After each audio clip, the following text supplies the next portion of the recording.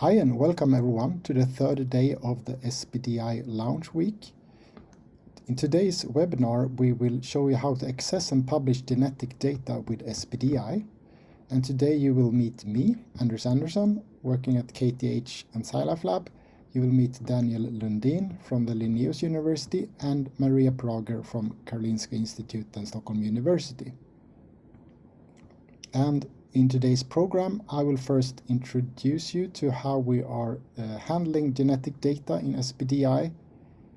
And after that, Daniel Lundin will show you how the NF-Core AmpliSec pipeline works for processing of metabarcoding data. And after that, Maria Prager will show you how the Swedish Asv portal for submitting, searching and downloading metabarcoding data in SBDI works. And after that, we have time for questions and answers. And during this presentation and during today's program, you're most welcome to post the questions in the chat, and we will answer all of your questions in the questions answer session.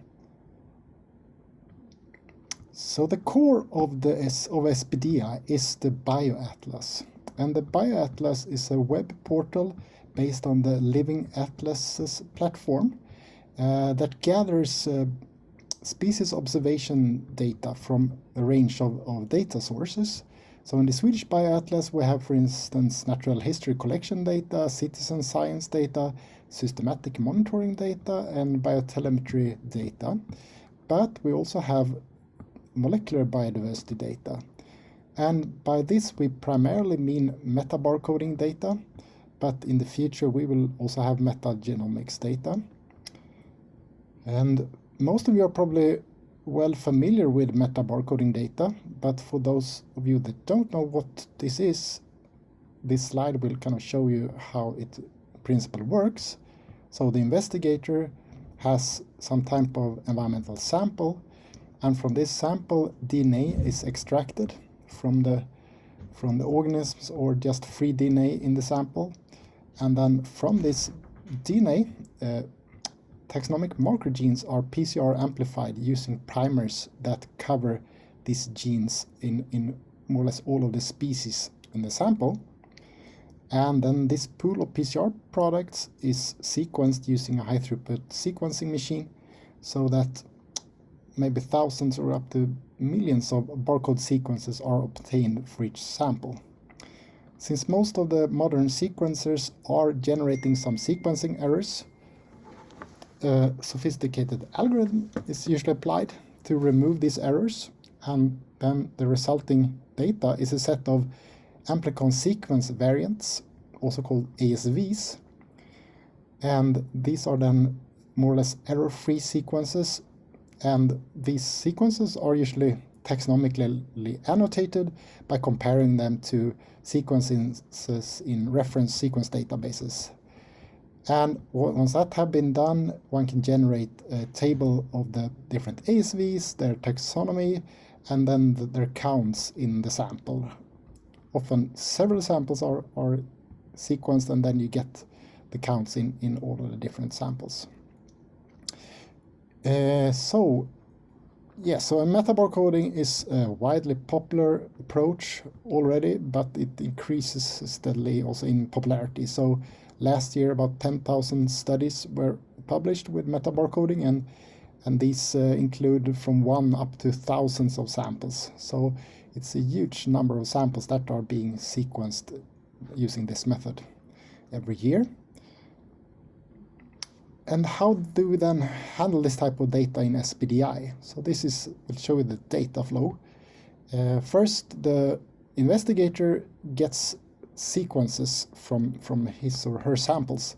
These are usually provided by a sequencing center like the National Genomics Infrastructure at SciLife Lab, for example.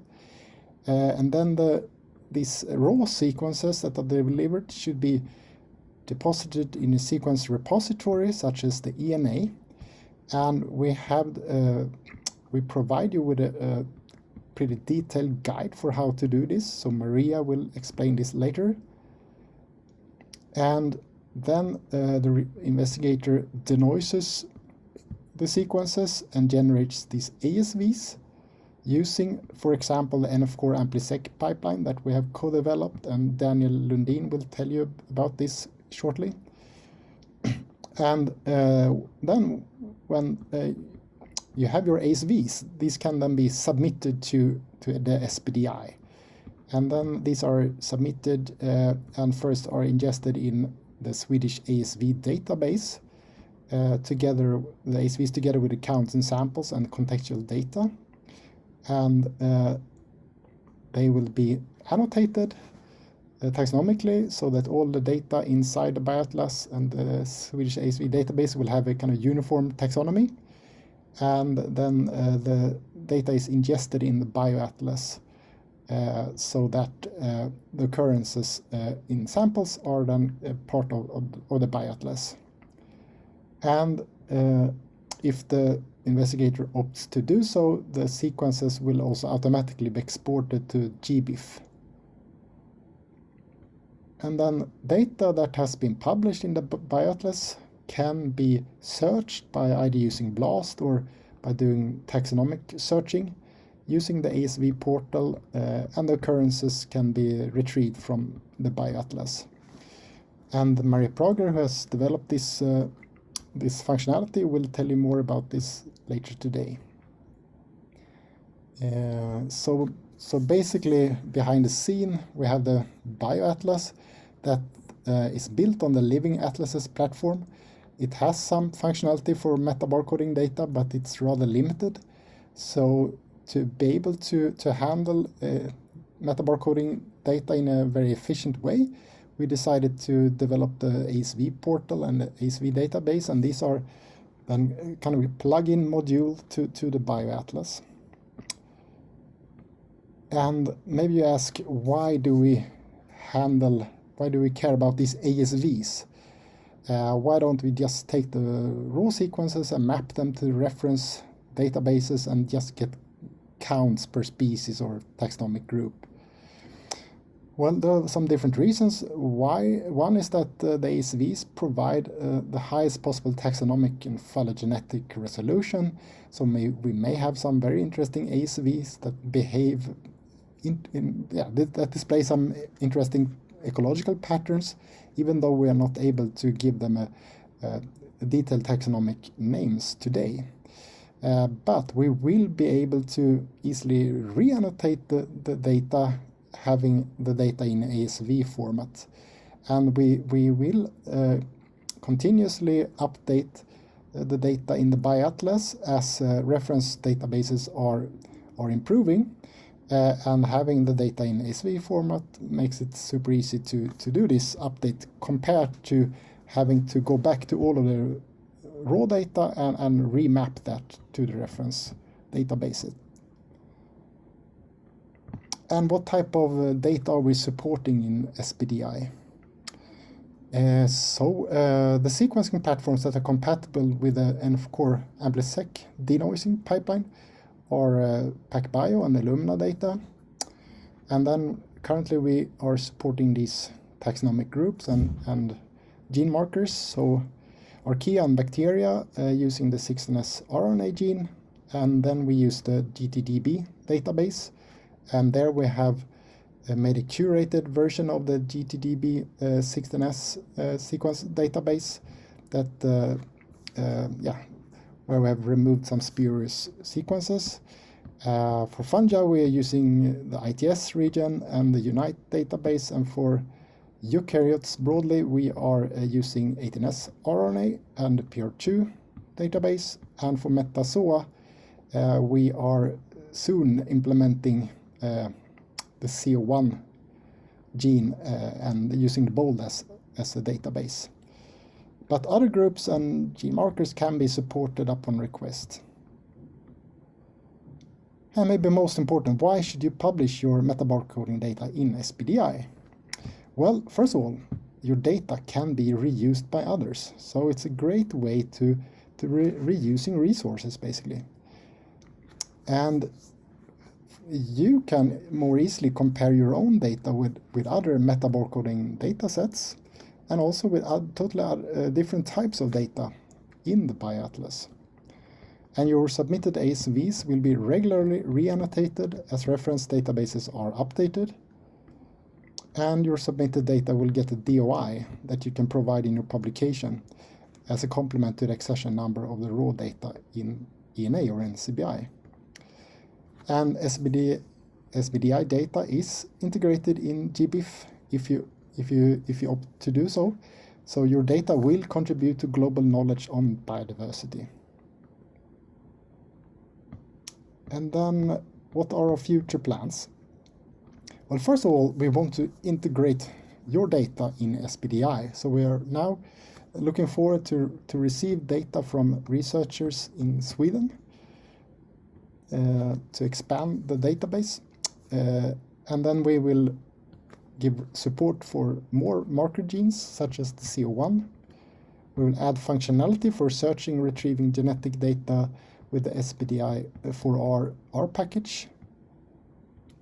And also add more functionality in the actual bioatlas for improved visualization of metabarcoding data.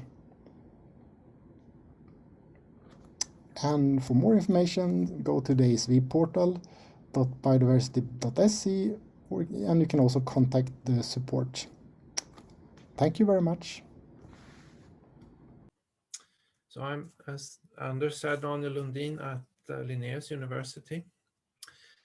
And I'm going to talk a little bit about this AmpliSec pipeline that we have contributed to. And I'm also going to show, demo it a little bit at least. We'll see. It's a little bit like watching paint dry again with these demos. But so the NF Core initiative is, this is a large collaboration between different sequencing centers and other interested in getting good quality workflows or pipelines for various bioinformatic applications. And I'm going to start here with the NF Core and then go down to how it's done and to the demo and so on. And the NF Core then has this homepage here, nf-co.re. And you can go to view pipelines. And there's a large number of pipelines available here. We can search for AmpliSec, so we get to what we're after today. And click that. And there's a little documentation about what this is. And as Anders said, this is for denoising raw sequence reads, so statistically correcting sequencing errors into what is supposedly the correct sequences. But it says here 1.2.0, and we're actually at the 2.0 in development now. And with the 2.0, we can do more than just denoising raw sequences. We can also do the step that Anders was talking about, where we re-annotate submitted sequences to SBDI regularly. That will be done also through AmpliSec. It's just that we don't run the denoising part. We just take the sequences as they are and just rerun the taxonomical annotation step. Next, NF Core pipelines are built with a tool called Nextflow, which I'm going to describe in a minute here. But it makes them very easy to run just on the command line. So you typically run a command like this. After installing Nextflow, you just Nextflow run, and then the name of the pipeline, which is then NF Core -AmpliSec. You add a profile here, which is settings for how it should be run. So what you should note here is that you don't have to download the pipeline code or anything, or keep it in a certain directory or something like that. This is done under the hood by the Nextflow tool. So this is, of course, a test command, but I'm going to show you a real command a little bit later. Yeah, here's another one. But I'm coming to that. So Nextflow is nextflow.io. It's a workflow manager, a very sophisticated one, in my opinion at least. So it can handle different computing environments. So you can run pipelines on your local computer, or you can run them on a cluster like at UpMax, or you can run things at Amazon clouds instances, and well, all sorts of architectures are supported out of the box. In addition to that, NF Core also has some institute-specific ways of running things. So UpMax is really well supported. And this is, so if we go back to the NF Core page here, this is something you give to the program here with minus profile. You tell it that you should use Docker or Singularity or Institute, which could then be UpMax in our case. So what you need to run then the AmpliSec pipeline is essentially an installation of Nextflow, and that is extremely simple to install. So you have these 3 steps here, which first checks that you have a correct Java version or sufficient Java version, and then you type in this command. So I forgot, but it's sort of, yeah. This is a completely command line based tool at the moment. There is something called the Nextflow Tower, which is a way of integrating a graphical interface here, but I'm only going to talk about the command line way. So here you install the Nextflow tool at your Unix command prompt, and then you can also test that it works correctly. So this is the first requirement to run AmpliSec. The second requirement is that you have a way of accessing the actual software installed or software required for the different steps. And this is typically done either through Docker or that Manash talked about on Monday, which is a way of containerizing software in a sense. Or there is a tool called Singularity, which is easier to run on a cluster like UpMax because it doesn't require root access. So you can run it as a normal user. So the UpMax profile for, so this is, you give this through this profile argument to the tool, to the Nextflow tool. And the UpMax profile is using Singularity then.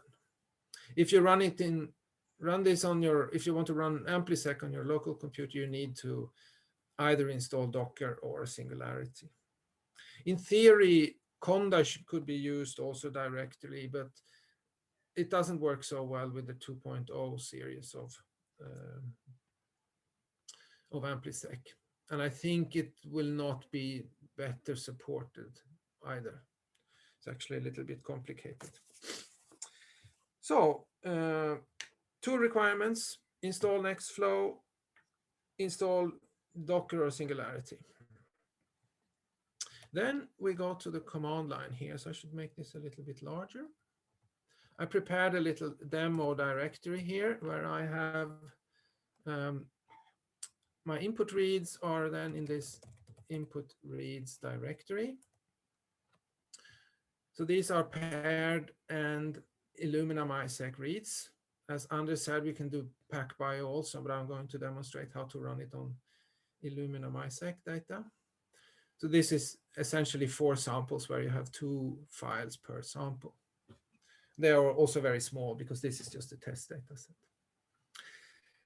In addition to that, then we have a config file. And if you want to know the parameters for an NF Core pipeline, you Nextflow run NF Core AmpliSec. And since I want to run the development version, I give it the -rdev option here. And then I just add --help to the command. And now it will take a little while, unfortunately. So we'll have to wait a little. It starts here by just logging the version of the Nextflow tool. It launches the pipeline. You see the revisions of the development version of it. And then we got a whole lot of output. I'm going to scroll back to that here. So here we see that it's an NF Core pipeline and also another type of version number. And then we see the main arguments to this pipeline is the input, which can be a tab-separated sample sheet. So if you have your specific sample sheets, you connect each sample name to a pair of FASTA file names, or it could be a single FASTA file, or a folder containing zipped FASTQ files, so gzipped actually. What's forgotten here is actually that you can also, it's not forgotten. So the FASTA file argument here, this is what you would give it if you just want to re-annotate the taxonomy of a set of sequences, ASV sequences. Then you have to give the program the sequence for your forward primer and your reverse primer.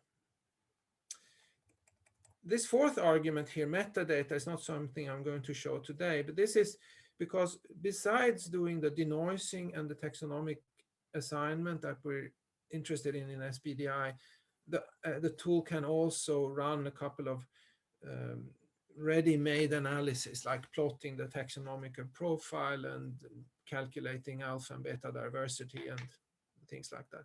But this is only done if you give it a metadata sheet then. So something is known about the sequences or samples. Yeah, and here comes some more parameters. There's a long list here. You see that there's a pack bio and there's a single end one. Pack bio is typically single end. Illumina is not.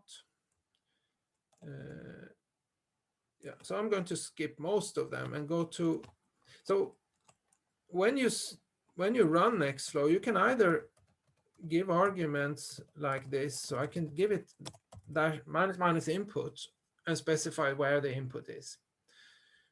Or I can write the configuration file. And the configuration file is, of course, in many ways simpler because the command line tend to become rather long, and the configuration file also has the strength of keeping your config, so you know what you did. It is recorded, by the way, so you don't have to from that, but you can redo it easier with your configuration file. And the configuration file then is called nextflow.config by default. You can actually have a set of that. So if you're interested, look up the Nextflow documentation for that.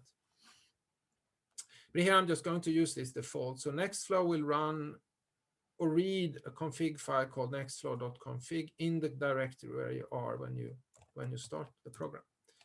So if we look into that, these are the parameters I decided I needed for this particular demo here.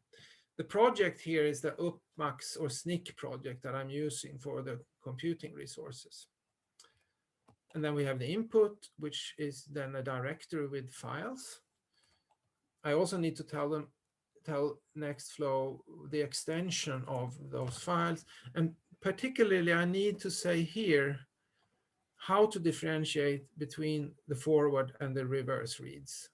So here it's a capital R followed by a 1 or a 2. Then comes the primers.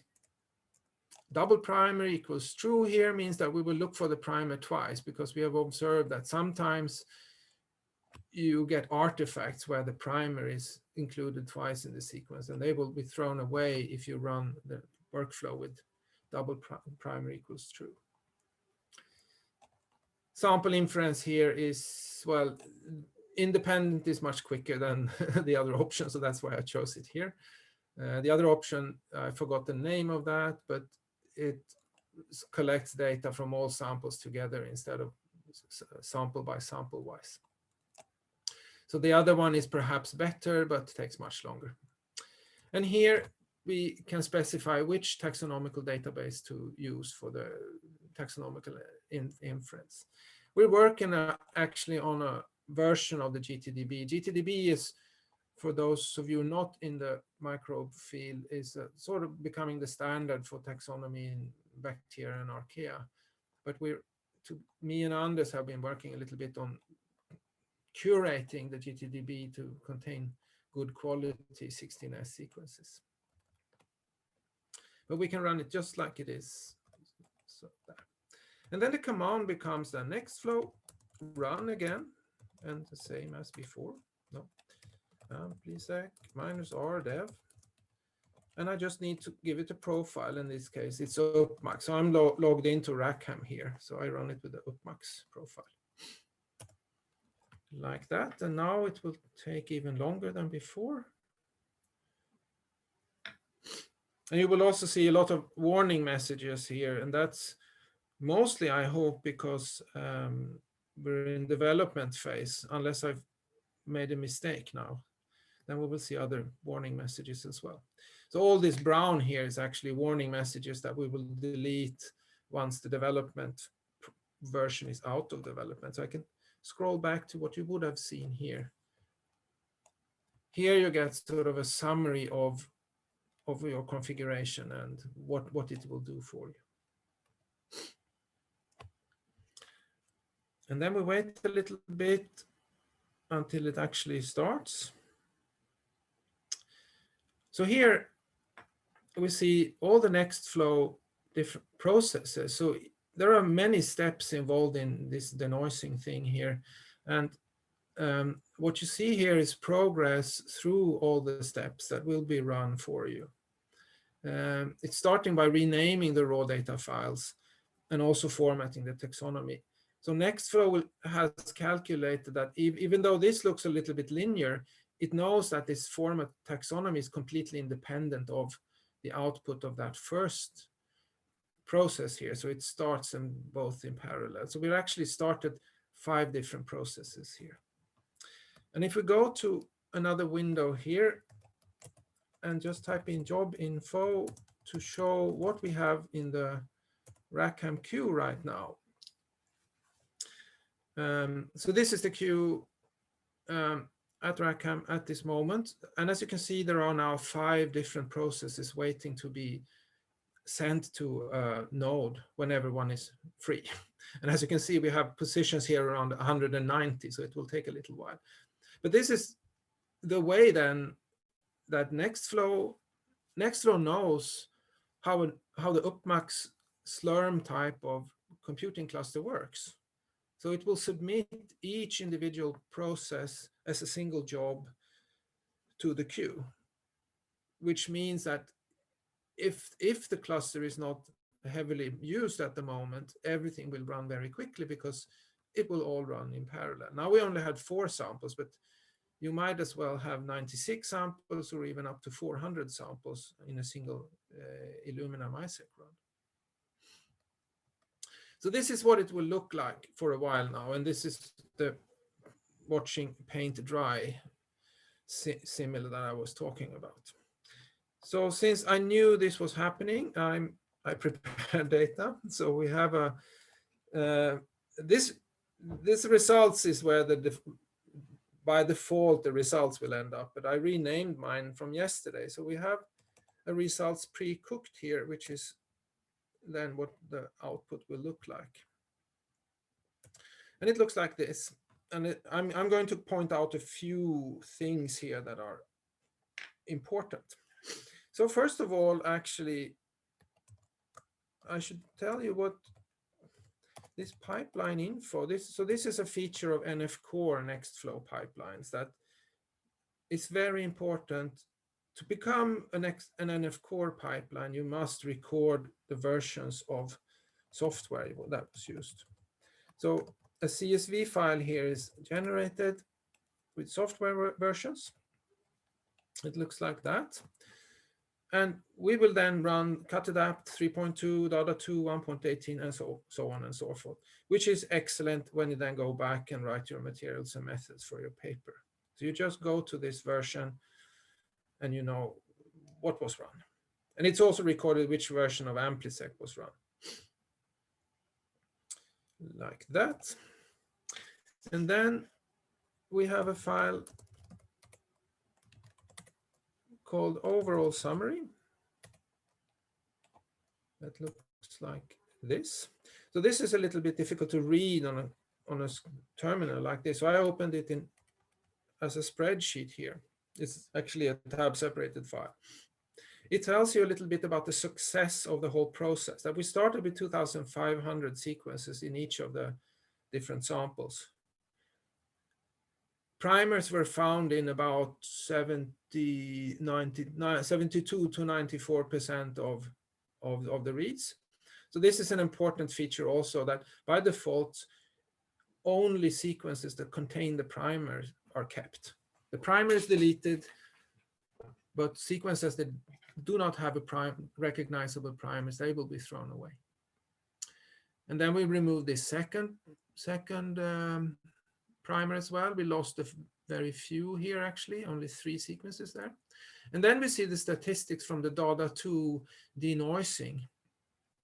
How many sequences we had when we came into DADA2, how many survived the cutting of the length of the sequences. I forgot that a little bit, but I'm not going to go into that detail today, but it's very important how you cut your sequences in DADA2. How many pass the denoising steps? And then after the denoising is done on the forward separately and the reverse separately, and after that, the program, the workflow will try to merge them by an overlap. And here we see how many sequences survive that step. And as a last step in the denoising, we look at how many of them were not chimeric. So that's another thing that is wrong. And then I saw that we actually have an error here. So we get we should have had the taxonomy here, but it's not really included the way it should. So this is statistics up until the chimera removal step. So that's a little bit about metadata about the run. We can check now again if something happened in our queue. Yeah, so we have other jobs there now. So we can see here that the renaming is done, the formatting is done, those that we were waiting for before. Now FastQC is run, so FastQ is just checking the quality profile of the reads, and cut-adapt. So the first real step here is running right now, identifying the primers and removing them in the different sample files. But to go back to the output here, we have a directory called DADA2, which is where all the output from the DADA2 program is kept. And DADA2 is actually used to denoise the sequences, as we have been talking about, but it's also used, so the same R library, DADA2 library, is also used for assigning taxonomy, which is a little bit confusing perhaps. But so what we can check here are the way these look. So Anders showed a typical Asv table before. This is an Asv table then in a wide format, as Anders also showed, that we have the sequence identifier here, and we have numbers or counts then for the different samples. The sequence identifier is just an MD5 sum of the sequence itself. So it's a unique identifier for the sequence itself. This is something we keep in the SBDI Asv database as well as a key. And then, well, we have a FASTA file with the sequences again. Also, I'm not going to show you that. I'm just going to show you the tax table here. Or we can take the species version actually. So taxonomy is assigned through, let's open it in Vim instead.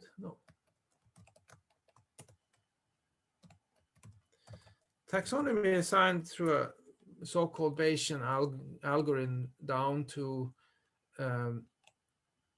genus level. And Bayesian here means that it actually checks the k-mer distribution of known sequences and compares that to your Asv sequences. And that goes as far down as genus in the best case.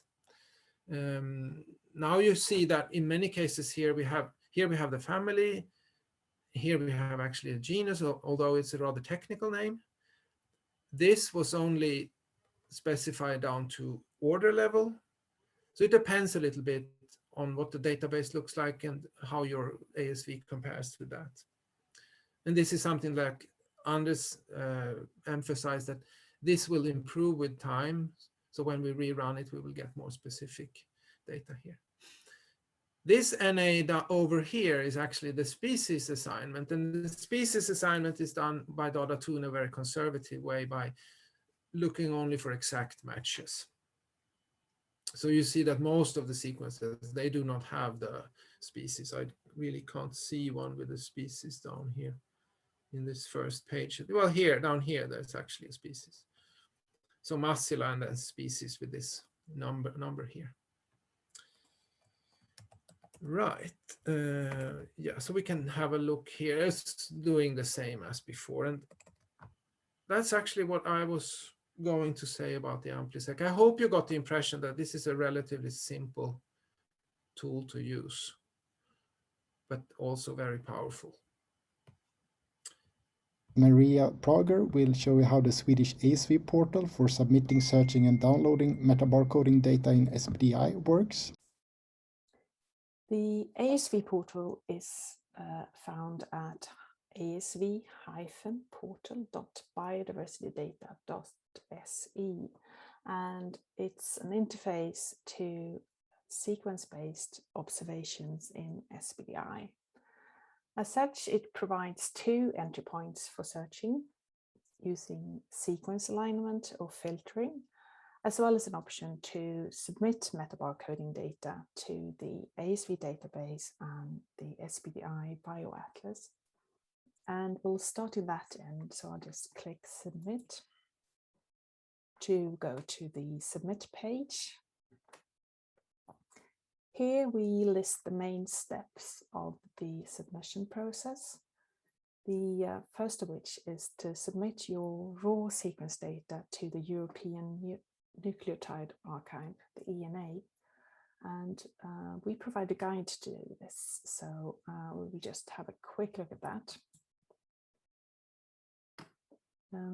Our guide to ENA submission is currently at GitHub, and obviously the ENA provides a lot of documentation already, but we thought users would benefit from a step-by-step guide with examples specifically for metabarcoding data. So you can go through these steps and have a look at our examples, and hopefully you will find that useful. Now we'll just go back to the ASV portal submit page. So after submitting your raw data, the next step is to denoise your data into amplicon sequence variants. And as Daniel just showed you, you can use the AmpliSec pipeline for this. Step number 3 is then to download, fill in and upload the data input template. And before we have a look at this template file, I should say that the Living Atlas platform and GBIF, the Global Biodiversity Information Facility, uses the Darwin Core format. And we largely follow this in the ASV portal, of course, but we do add a few specific fields for processing data in the ASV database before they go into the BioAtlas. And we can now have a look at the template file, which I put up here. So this is a spreadsheet file with 6 tabs or sheets, and 5 of these are for data entry and 1 is a guide sheet. And inside this guide sheet, there is a gray section, which is basically a list of fields as they appear in the data sheets and some notes on the sheets themselves. Then the green section is the original Darwin Core format definitions, comments and examples. And then we added a yellow section, which contains specific interpretations for metabarcoding data when applicable. So if we go back to the top left corner here, we can read that the event sheet mainly contains field derived from Darwin Core categories, event, location and material sample. And this just means that the event sheet contains information about when, where and how you collected your material sample. Then we have the DNA sheet, and that one contains fields mainly derived from the Darwin Core extension called DNA derived data. And this is the extension that was recently developed by TIBIF in collaboration with us and our Scandinavian and Australian colleagues. And it is also in part derived from the Genomic Standards Consortium's mix checklist, and therefore the fields correspond to the fields reported to the ENA as well. Next up is the EMOF sheet, and EMOF has fields derived from the Darwin core extension called the Extended Measurement of Fact, and that is what you use for contextual data. And depending on how much detail you want to provide on units and methods and so on, you can actually opt for using the EMOF symbol instead, and we explain this in the yellow section. So finally, we have the Asv Table Sheet, and that is a pivot or cross tab of the Darwin core occurrence class fields. And this just means that if we have a look at that, we have the ASVs as rows and then some data on their sequences and taxonomy. And then you have the samples as column headers, and these values here are the sequence reads. And I think that is pretty much a typical output for bioinformatic pipelines, so it should be straightforward for you to fill in. Right, so once you have filled in your data, you return to the submit page, and you can just click on the upload button. So if you're not logged in already, this will take you to the regular BioAtlas login page. And if you don't have an account already, you can sign up using this link. And even if you do have an account, if this is the first time you submit data to the ASV portal, you do need to request upload permission, and you will be taken to a page that tells you how to do that. My account already has upload permission, so I can just log in, and that will take me to the upload page. And here I can just select an Excel or archive file of a maximum size of 800 megabytes and then upload this. Right.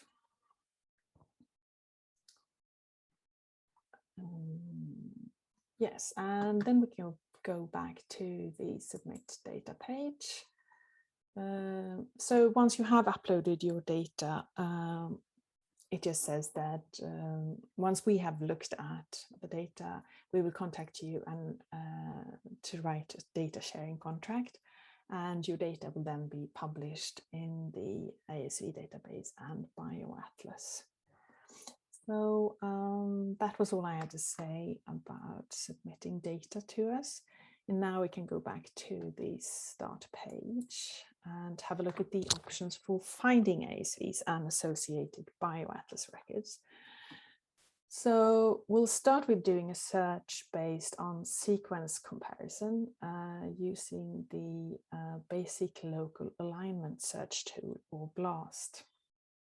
So click BLAST here, which takes me to the BLAST form.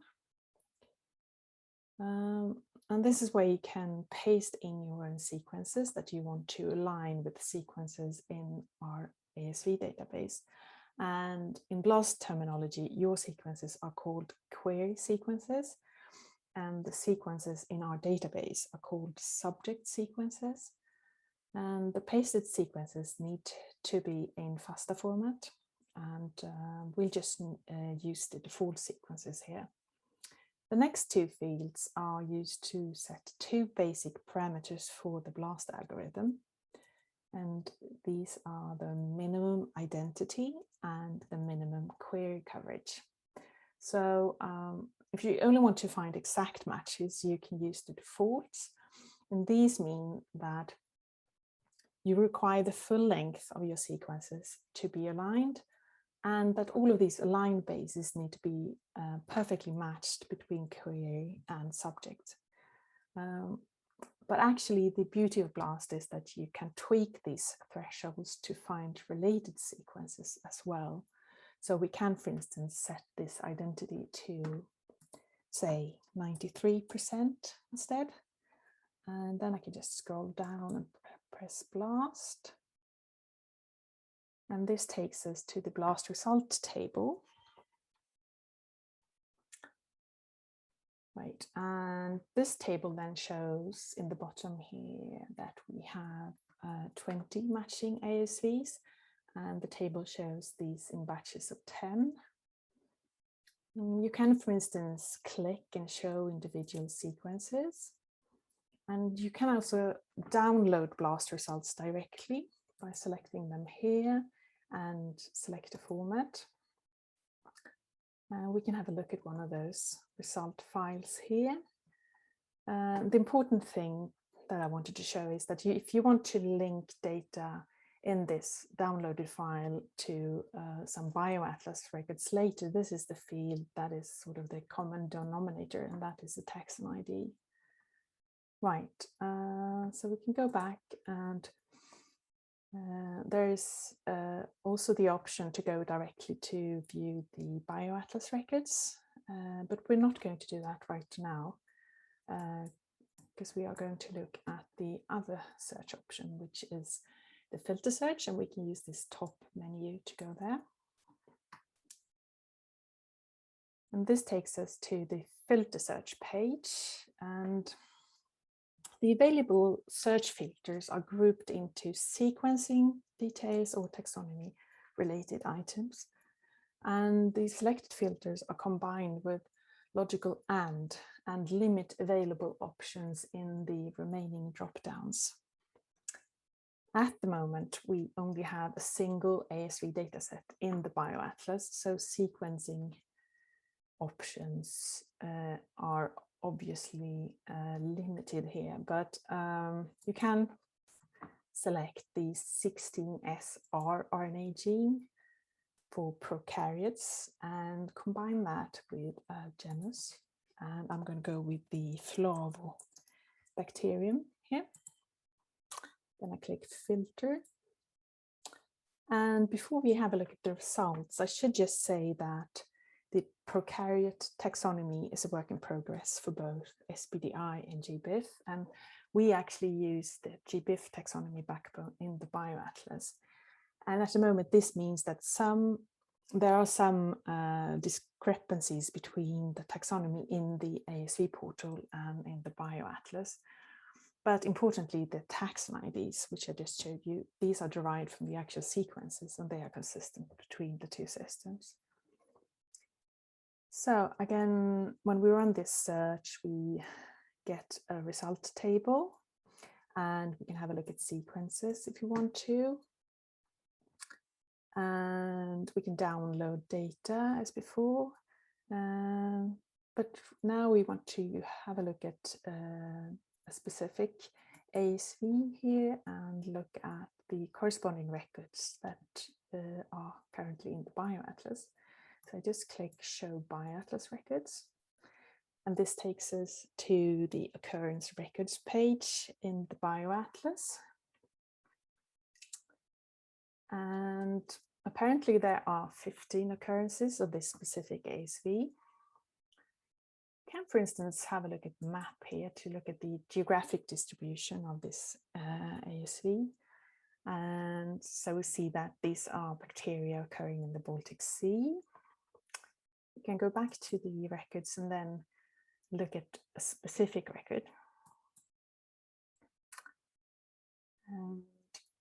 Right, so the occurrence record of an ASV looks pretty much like a regular record page in the bioatlas, but it does have some characteristics that are specific to ASV data. So I'm going to point to a few of these. First of all, we can have a look at the previous identifications. So this is a field that we use for showing the taxonomy as it was reported by the data provider. And this can then be contrasted with the taxonomy section here, which can differ because this is the taxonomy that SBDI has assigned to this ASV, using a standard method and a reference database for a specific group of organisms. And we can also go back up here and look at the identification references. So if you click this link, you will get some more information about how we perform this taxonomic re-annotation in SBDI. And you can also look at the identification remarks, which summarizes this taxonomic annotation and shows you the confidence for this specific ASV. Right, so we can also go back to this field here, which says, no, sorry, here, the organism quantity type. So this says how we have quantified this organism, and this value should also should always be DNA sequence reads for ASVs. And the organism quantity, the actual value, is shown here as 165 reads, then obviously for this ASV. But in metabarcoding, you will typically want to relate this to total read count. So then you have to scroll down to the additional properties down here. And here it says sample size unit is also DNA sequence reads, and the sample size value is this. And in close proximity here, you can also see the material sample ID. So this is the biosample ID for the corresponding raw data at ENA. And one final thing here is this field. So most of the sequence related information is packaged into this new Darwin Core extension that I told you about before for DNA derived data. And this has not yet been implemented in fully in the Living Atlas platform, which means that to make sure that all of these data are available to users, we have also added these as so-called JSON strings under this dynamic properties header. So that's the reason behind that. And so finally, now that you are in the BioAtlas, if you want to search for specific ASVs directly from within the BioAtlas, that is not via the ASV portal, you can also look at the top menu and go to Search and Explore, Search Records. And there's a tab here called the Batch Taxon ID Search. So if I am correct here, we should be able to just paste this ASV ID or taxon ID in here and do a search, and that will take us back to the same result page as before.